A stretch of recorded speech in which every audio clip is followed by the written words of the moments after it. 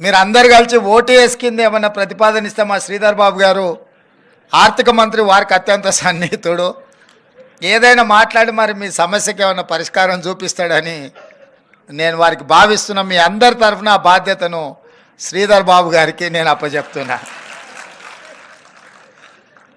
అదేవిధంగా మీ మొండి బకాయిలు ఒక భాగం అయితే, ఈ అకాడమిక్ ఇయర్ నుంచి ఏదైతే మీరు విద్యార్థులను చేర్చుకుంటున్నారో ఆన్ టైం పేమెంట్ చేయించాలనే పట్టుదలతోని మా ఆర్థిక శాఖకు నేను ఆదేశాలు ఇస్తా. ఈ అకాడమిక్ ఇయర్ నుంచి విద్యార్థులకు ఏదైతే ఫీ రియంబర్స్మెంట్ ఉందో, ఒక్క రూపాయి కూడా బకాయి లేకుండా ఆన్ టైం మీకు ఎట్లా మీకు సహాయం చేయాలనో, ఎట్లా మిమ్మల్ని ఆదుకోవాలనో, ఎట్లా మిమ్మల్ని నిలబెట్టాలనో మా ప్రభుత్వం తప్పకుండా ప్రయత్నం చేస్తా అని చెప్పి ఈ సందర్భంగా మీకు నేను తెలియజేయదలుచుకున్నా.